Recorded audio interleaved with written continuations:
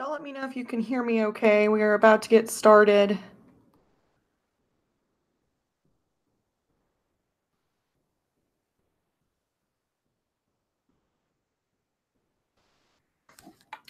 We're going to get started here in a few seconds, probably wait till 12:35. Just wait for some more people to come hang out with us here in a minute. So we'll give it a few seconds. Thank you for hanging out with me if you have already tuned in. Super excited to bring you guys this information about Texas multifamily water rules per the Public Utility Commission and utility companies. So thank you for hanging out. Stay tuned for some awesome content. We're going to, like I said, we're going to hang out for a few minutes and wait for a few more people to join us.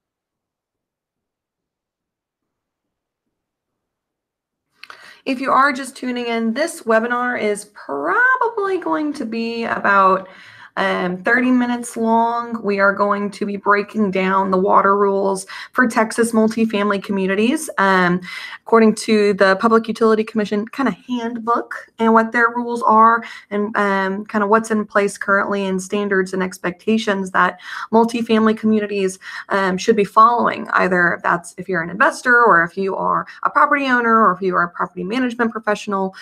These are all standards that you are held to by the Public Utility Commission if you do build back utilities.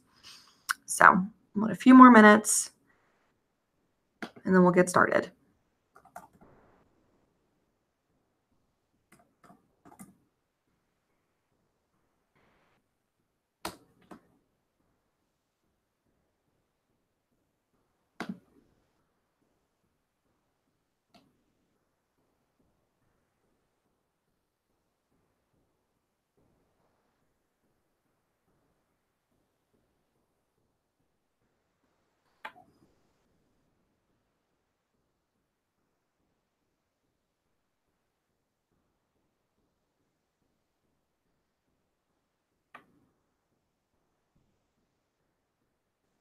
There we go. Had a little screen glitch.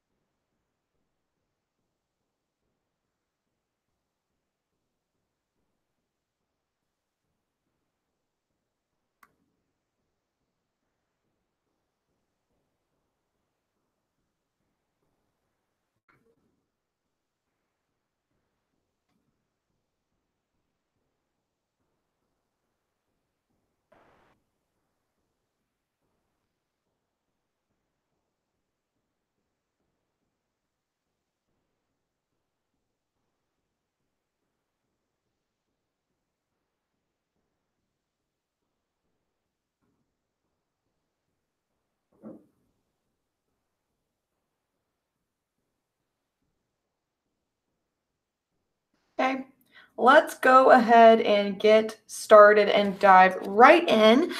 So for those of you who don't know who I am and whose voice this is, my name is Caroline Ferguson. I work with Southwest Utility Solutions, and we're super passionate about growth and bringing value to our audience in the multifamily industry here at Southwest Utility Solutions. So we got together, kind of put our heads together and decided, okay, well, what can we do to bring more value to multifamily properties, specifically in Texas, as Texas is and has been kind of our niche for property. So what we came up with was kind of a presentation, for lack of a better term, and just going over what are the expectations and regulations for multifamily communities who are billing back water as a utility to their tenants in Texas.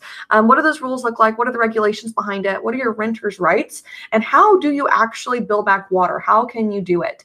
So in today's presentation, we are going to, we'll just go ahead and dive right into what our agenda is. We are going to break down key points from the PUC's terms, I guess, and regulations in regards to billing back water to multifamily properties in Texas. Specifically, we're going to break down, what do the equations look like if you are billing back water on a sub-metered property versus maybe an older property that's not sub-metered. How do you allocate water? What do those equations look like, and which one is best suited for my property? We're going to break down a case study where we look at a specific sub-metered property example, because I don't know if you knew this, but there's multiple equations for each allocation method, if you will, for properties that are billing back water. There's two equations that you can choose from for billing back water if you're a sub-metered multifamily community. And there's actually a multitude of ways that you can break down allocated water if you are not a sub-metered community. So if you have like a master meter in place. So we're going to break that down. We are going to also break down the allowable charges that you are allowed to pass through to your resident, that you incur from your utility company. We're going to also break down some of the legal lingo as far as who's responsible, who is legally liable for things pertaining to the property's water bill, who's held responsible in what situation. And lastly, but certainly not least, this is probably what I get the most questions about here at the office. What is my renter or my tenant within my community allowed to see? What are they allowed to ask for? And what am I allowed to give them? We're going to break that down. And at the end of all this, I'm going to show you where you can go do your own research, learn more about each of these things, as well as if you have specific questions, where you can go to connect with me after this webinar. If you kind of want to just navigate your questions, if that makes sense. I'm going to give you all that information here at the end.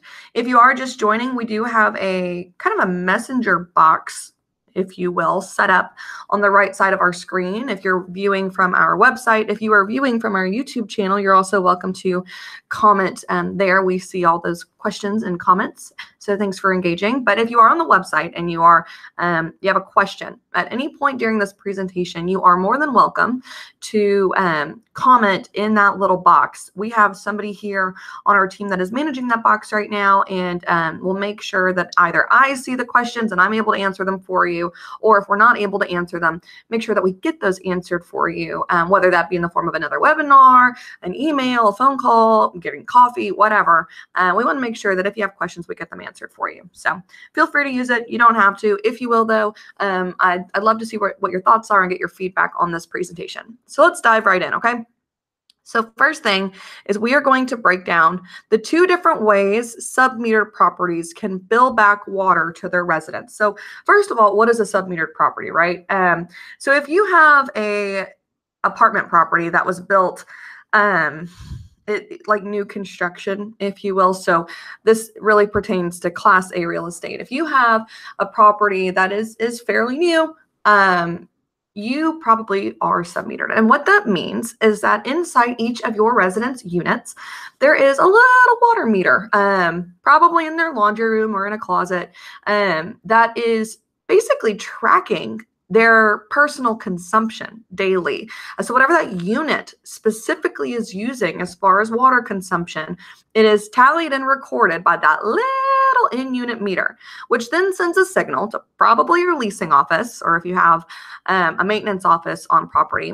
That signal is being transported there, to which it's all gathered. Every unit's consumption data is gathered at that one spot and then broadcasted out to whoever your billing provider is. If you're doing that in-house, if you're subbing it out to a third-party company, then they collect that data, generate your residents' bills, and then mail them to your residents, right? So then your resident's bill reflects a charge based on personal consumption. So sub-metered properties, they have sub-meters, quite literally, no pun intended, sub-meters inside each unit. So property consumption is not based on like, it's not broken up, it's not allocated, right? You're not proportionally allocating your total property water bill. You're going one level deeper. You're focusing on the unit's consumption. So it becomes the unit's water bill based on their personal usage, personal consumption of water. So that's what a sub-metered property is, if you were wondering. If you have a B or C class property or anything that's older than that, or kind of lower than a C-class property, it's not sub-metered. I can almost promise you that. So you will definitely be interested in the allocated method for billing back water that we're going to go over after we talk about sub-metered rules and equations you can use. So there are two equations that you can use if you are a sub-metered multifamily community if you want to bill back water. So we're going to break down this first equation, and then we'll break down the second equation. And then if that's not muddy enough, we're going to use a case study, and I'm going to show you in action, show you the equation being used in action, real world, and give you an example of, okay, well, in what situation should I use each equation? So let's break down this equation first. So basically what you're going to do is you take your the retail public utilities total monthly charges for water service. So that is every month your property receives a water bill. If you're sub-metered, you still get this water bill, right? What changes is what you do with the water bill. So you take your full property's water bill, right? You're going to subtract any unit-based charges and or customer service charges. So anything that the city is charging your property that is considered a base fee or a service charge, a cost that the resident is not creating, right? Consumption is driven by in-unit use. So the water cost, the sewer cost, that's directly connected to the resident. So that should all, like that part of the bill should go into the equation for sure. But if your property isn't incurring like a base charge or a flat fee or something that is only on your bill because it's an apartment property and is not driven by your residents, then you need to subtract it out, right? You need to back it out so that it doesn't apply towards your residence bill, right? That's fair. And those are the standards that we need to uphold. So take your total property water bill. You're going to subtract out your base charges. You're going to divide that by whatever the city water bill reported as your consumption, right? And for the first equation, you can multiply that times whatever your automated meter reading system. So the AMR system, sub-metered properties have AMR systems. That's what those little in-unit meters are called if they are recording and reporting personal in-unit consumption. The data that is pulled off of that little piece of technology daily, you're going to multiply it times this, your total cost per gallon incurred by the property, right? Okay, so I hope that makes sense. You're taking your total property water bill, subtracting or backing out any service fees associated with your property.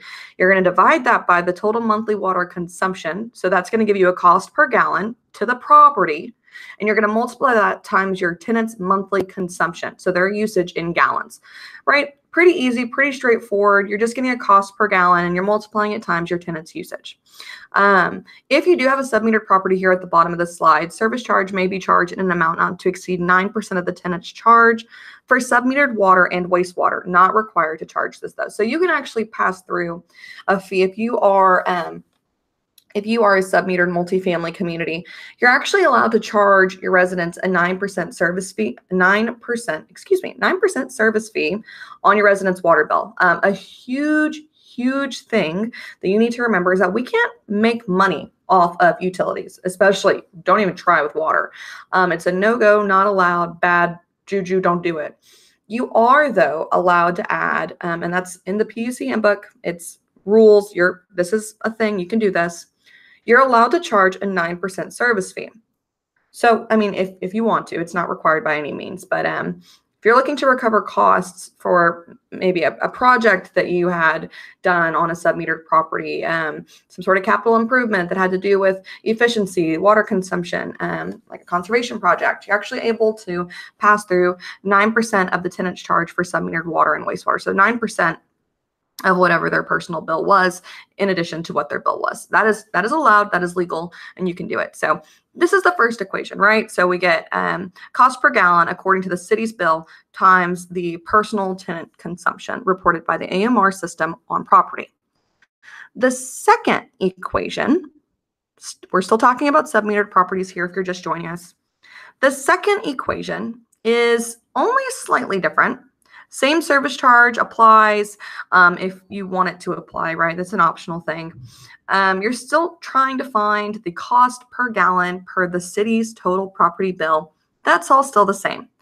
The difference here, though, is that instead of multiplying kind of the cost per gallon that we calculated out, right? So cost per gallon determined by your city's bill, you're going in this equation, you would multiply that number times a volumetric rate charge from the utility company.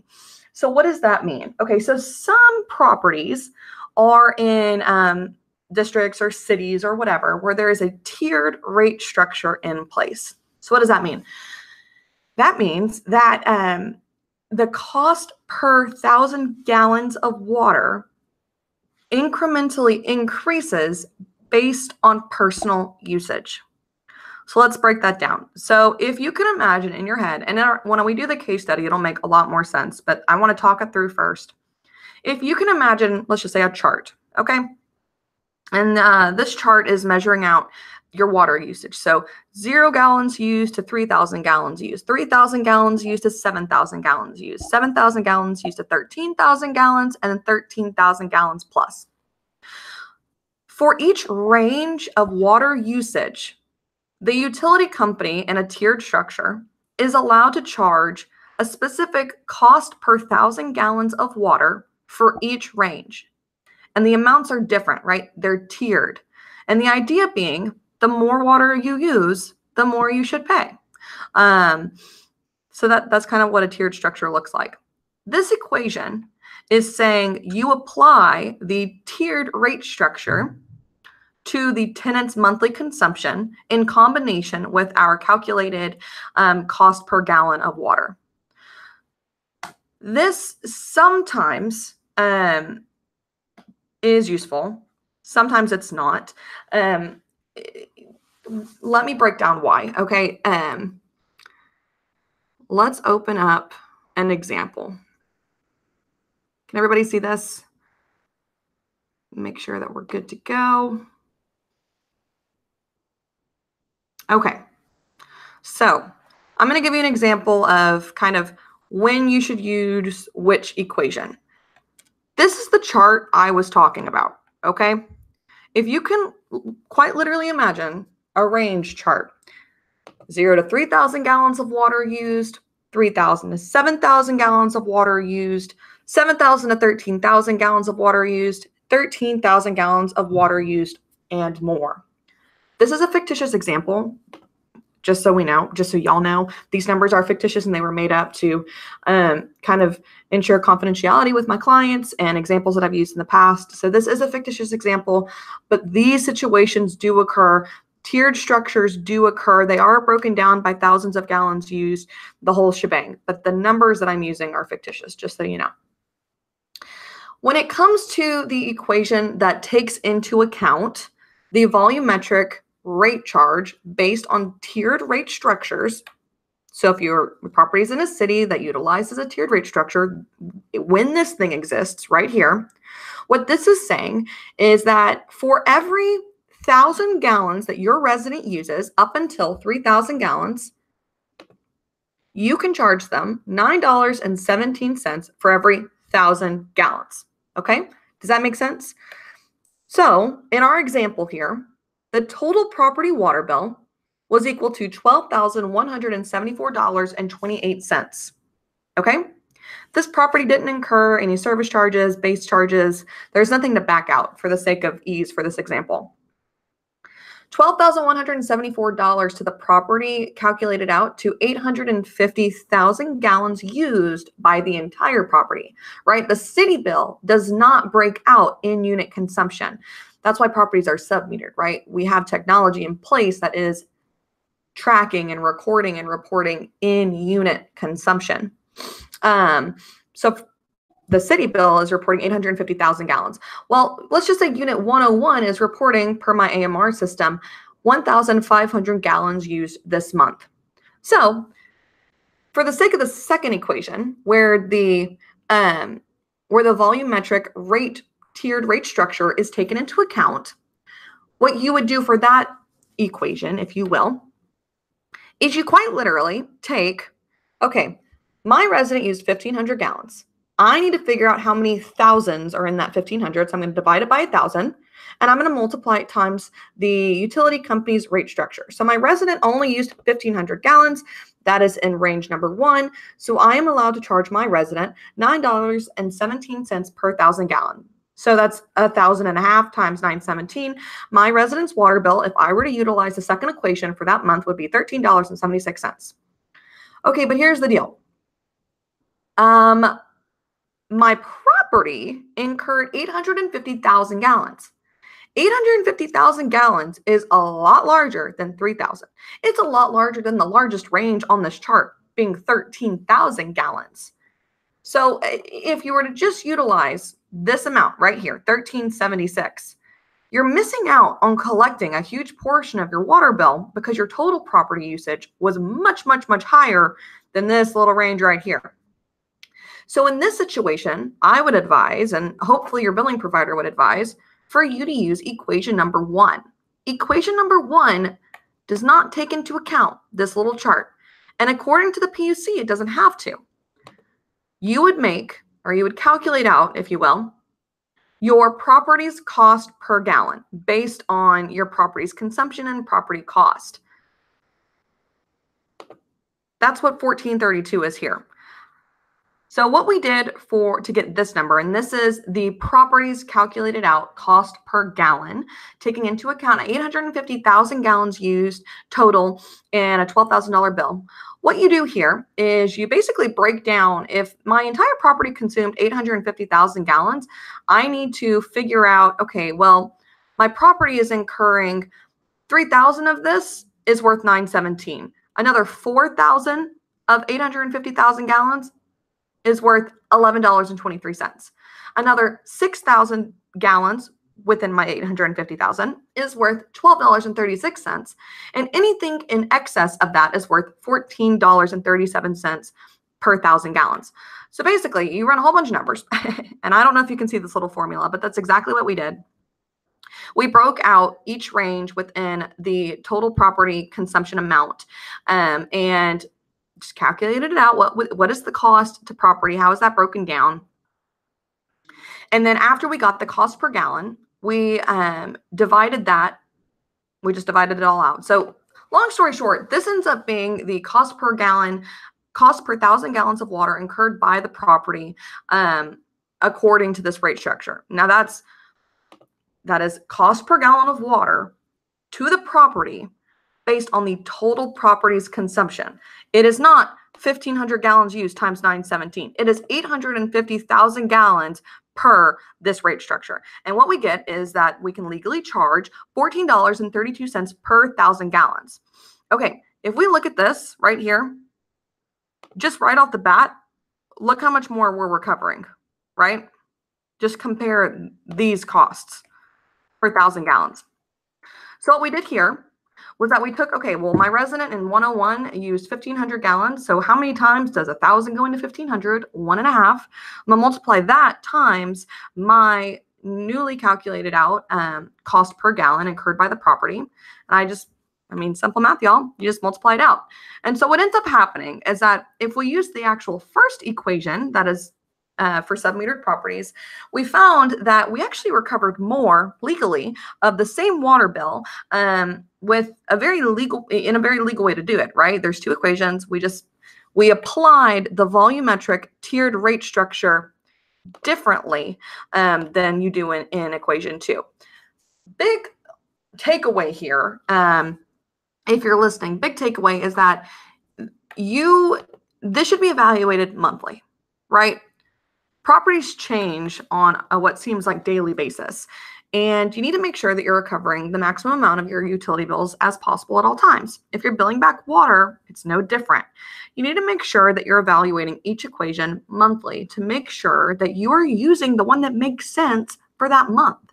So I just wanted to share this with you. I hope this made sense. I realize I was a little long-winded, but just wanted to make sure that I broke it down as thoroughly as I possibly could. Equation 2, you recovered $13.76 from each resident based on just using the tiered rate structure in correlation with their personal usage.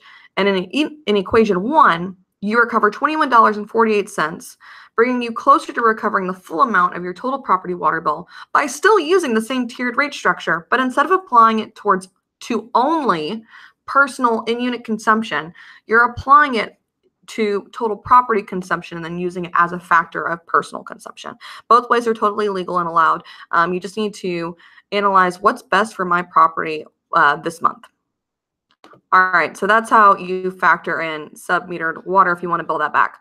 So if you have an older property, a B or C class property, just old construction built in the 80s, 70s, so on and so forth, there is a fabulous chance, and when I say fabulous, I mean like there is a 100% chance that if you want to build back water, you need to rub it out. I don't know if you've heard that term.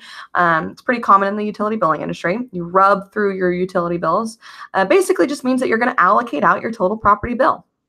According to the PUC handbook, there's actually 4 ways that you can allocate out your water bill. And all that means is you take your total property water bill and your consumption and by a factor of 1 or more of these little ratios that I'm going to break down here in a second, you charge your tenant based on certain characteristics. You allocate water to them based on certain characteristics, and then you bill them accordingly. So there's 4 ways noted by the Public Utility Commission that you can assign charges to tenants. The first way being that you can factor in the number of occupants in the unit divided by the total occupants in all units. All this means is that you can base your total property water bill, the division of the charges can be 100% driven by occupants in your building. That's one way. The second way noted by the Public Utility Commission is you can utilize their first version of the ratio occupancy formula. So basically what that is saying is that for each dwelling unit with 1 occupant, with 2 occupants, with 3 occupants, you use a factor derived by the state to multiply in combination, not multiply in combination. You basically use the state-derived occupancy formula. And what the state says is that for every dwelling unit with 1 occupant, they equal 1 person. For every dwelling unit with 2 occupants, that unit is worth 1.6 people. For every dwelling unit with 3 occupants, that's worth 2.2 people. For every dwelling unit with more than 3 occupants, is worth 2.2 people plus 0.4 per additional occupant. So you would multiply occupancy here, if you're recording occupancy on your property, times whatever the state occupancy formula factor is listed here. And these are all in the PUC handbook, but feel free to take a picture of this as well, because these are ratios that are recognized and acceptable. The third way that you can allocate water back out is to divide it based on the ratio bedroom formula, like divide it out amongst your residents based on the ratio bedroom formula. The ratio bedroom formula is helpful if you're actually not recording occupancy. You should be recording occupancy, but if you're not recording occupancy and all you have access to, or maybe you just acquired a property and it's a mess, and all you have access to is really the unit mixes, right? I know how many bedrooms are in each unit, and I know how many units are on property. If you do know that information, you still can allocate water back and allocate it in a very fair way. Basically what you do, according to the state PUC handbook, you assume that for each 1 bedroom, 2 bedroom, 3 bedroom or more, that there is either 1, 1.6, 2.8, or 4 quote unquote people living in it. You're allowed to multiply the unit, you base the unit size or the bedroom count on the assumed head count, if that makes sense. So if you don't have clear occupancy recorded, you can still allocate based on number of bedrooms. And then the fourth way to allocate water out is to do it in combination with square footage and occupancy. Personally, this is my favorite way to allocate water back to residents. The reason being, it just is the most fair way. Assuming you're recording occupancy, assuming you're recording, I mean, you would record square footage, right? Everybody has square footage on hand. If you're recording both, using both of those things in combination with each other when billing back water, it's always the most fair way to do it. And let me give you an example why. If I have two 905 square foot apartments, two separate units, and I have one unit that has 4 people living in it, and I have this other 905 square foot unit having 1 person living in it, if I were to just base my allocation on square footage, according to that, both units should be receiving the same property water bill, right? They're both 905 square units. Take the bill, divide it by 2, put it in the mail. But the reality is that 4 people in unit 1 versus 1 person in unit 2 are using, the 4 people are using more water than the 1 resident in the second unit. So the people that are living in the first 905 square foot unit, where there's 4 of them, I think, and my property partners would agree, that it is fair for that property to receive a larger water bill because more people are living in it and quite literally using more water. There's 4 people. So in that case, we would do a combination of square footage and occupancy to make sure that maybe the medium-sized unit on property, it's larger, more people living in it, that unit is receiving a larger water bill than versus somebody living in the same unit size with less people or a smaller unit size with less people. So taking square footage and occupancy into account is key, and I would advise it over anything else. I think recovery is maximized in that situation for sure. Okay. Hopefully that all made sense. Please do let me know if you do have questions. I am more than happy to answer them as we go, or if you want to touch base on the side, I'm also happy to do that as well.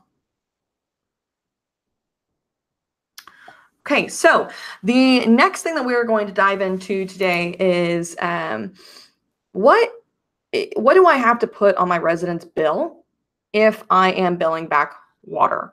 So the Public Utility Commission actually mandates certain things to be on the resident's bills if you do choose to allocate water back to your residents. There are 7 things. So let's break down those 7 things. The first thing being that hold on, my computer is loading. The first thing is the total amount due for submetered or allocated water and wastewater. That's pretty, obvious, right? Total amount due for submetered or allocated water and wastewater. So you got to tell them how much you're charging them. If there are base charges or service charges that you are passing through to the resident that you are originating, you have to tell them total amount due for dwelling unit base charge or customer service charge of both, if applicable. Basically, you have to be transparent. You have to be transparent about what you're passing through. The third thing being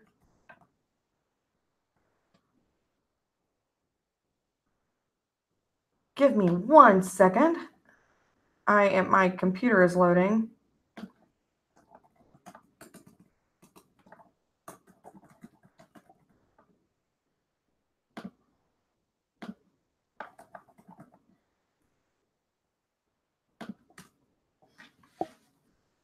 Sorry about that. The third thing being is the total amount due for water or wastewater usage, if applicable. If you are rubbing back water on a submetered property, you have to tell your residents how much they are being charged for. And what I mean by that is you have to tell them how many gallons of water they've used. It is you have to. There's no way getting around that. You have to report back to them how many gallons of water they are using. The fourth thing is the name of the public utility company and a statement that the bill is not from the public utility company. So what this means is, and I realize it's a little confusing. Hold on, I'm getting a message that maybe we lost audio.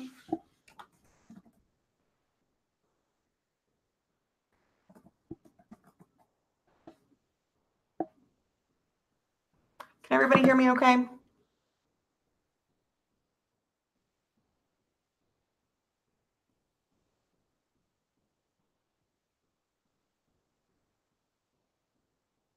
Awesome. Okay, good deal. So the what number 4 basically means, name of the public utility company, a statement that the bill is not from the public utility company. Wherever when the bills come from the city to the property, they're not generating your residence bills, and basically they. I think when you look at chats or click off the audio quiet. Gotcha.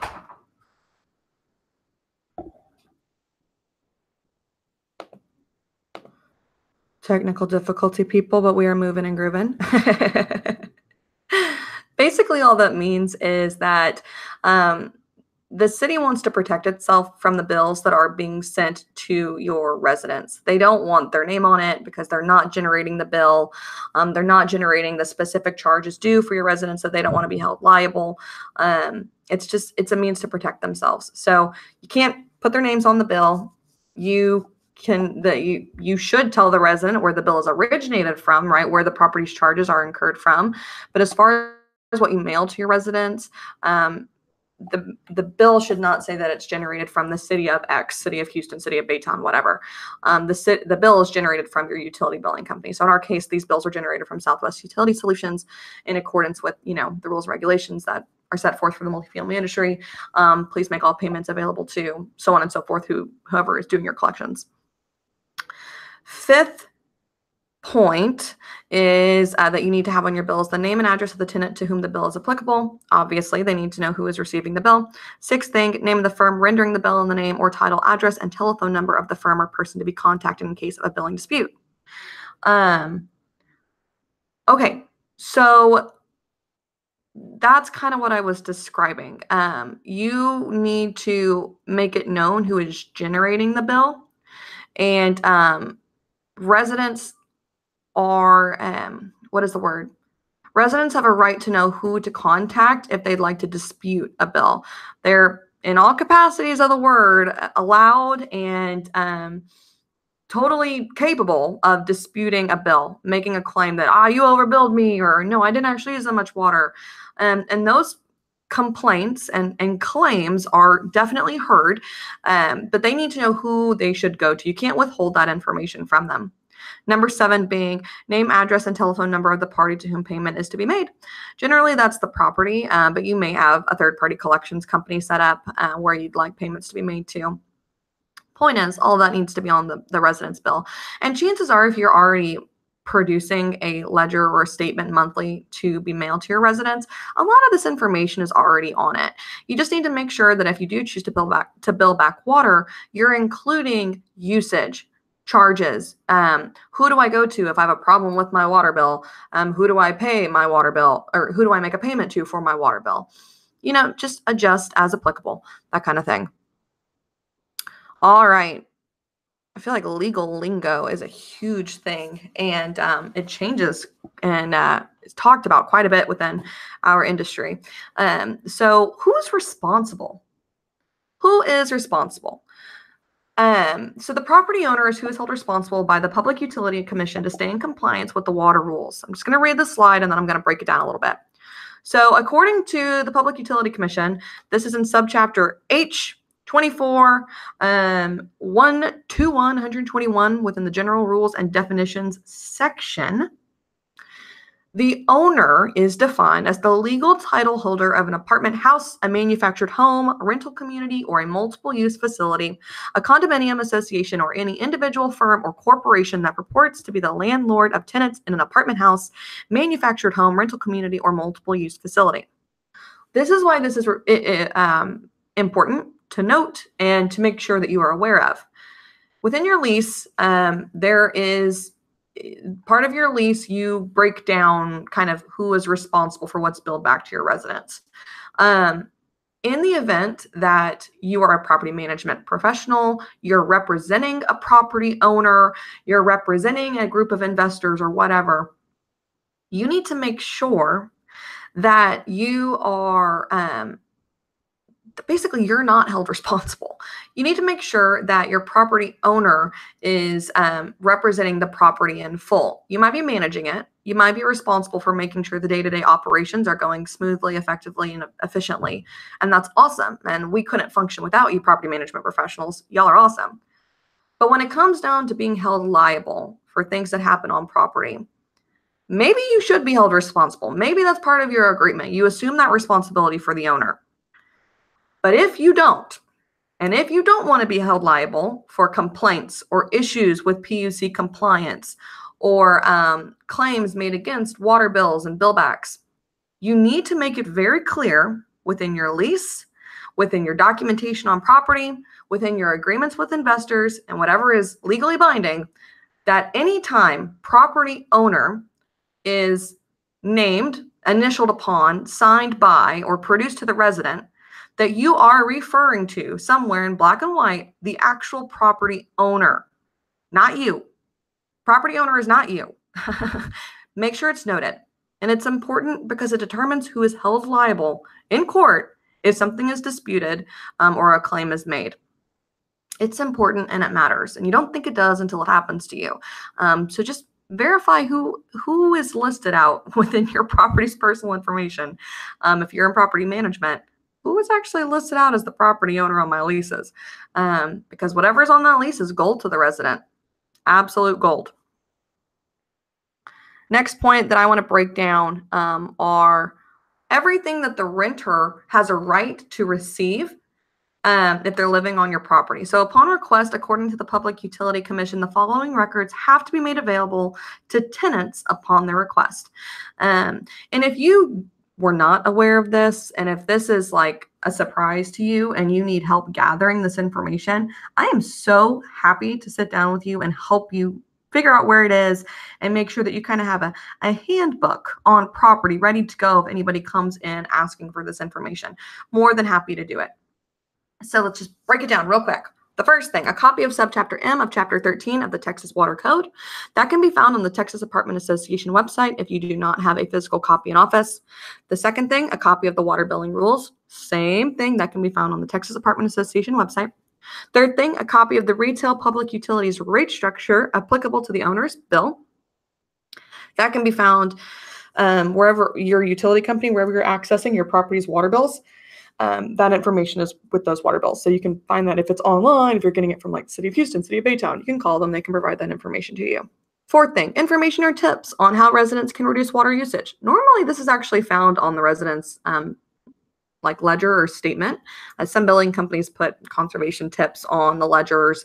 Some make it a part of their lease. You know, it really depends, but you need to have ways to lower your water bill handy for your residents.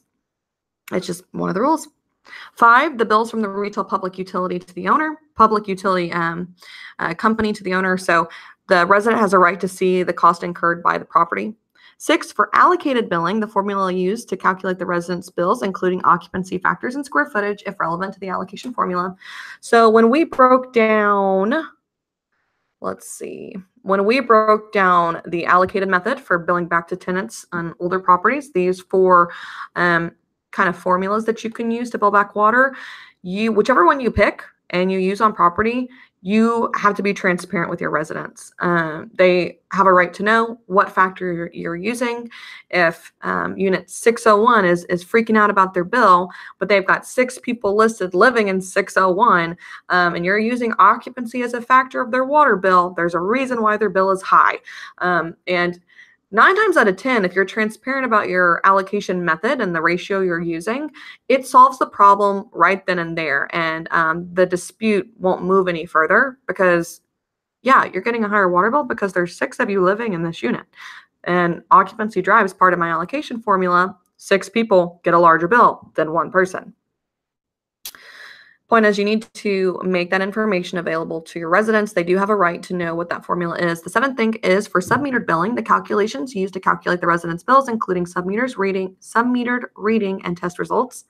And that's present on their bill, right? You're going to print their usage, print their cost. And same thing with allocated properties. You have to make the equation that you're using available to them. So if a resident does call you, you need to be prepared to answer how that water was allocated to them. Where did those charges come from? Where did the rate structure come from? Those are all real questions. Some utility billing companies do offer to handle those issues for you.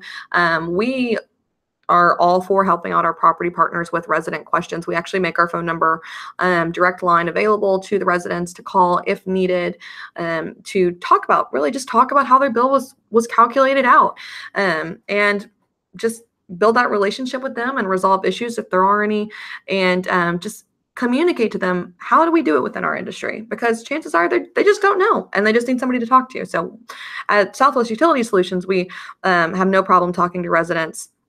And I would hope that if you have a utility billing partner as a third-party company, that they would also be willing to talk to residents for you.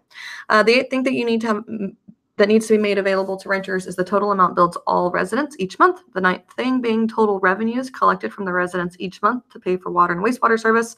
So the common area deduction here, people. So in the state of Texas, you are allowed to pass through a maximum of 95% of your total property's water bill.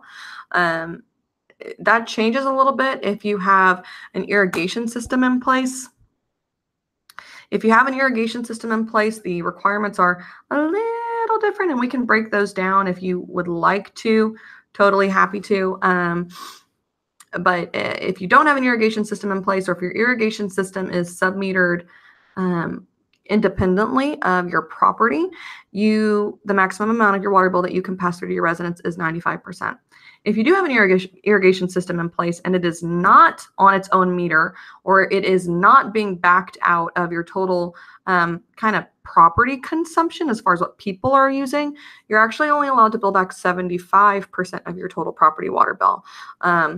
But it's really just as easy as submetering out your irrigation system, or mathematically backing out your irrigation usage monthly.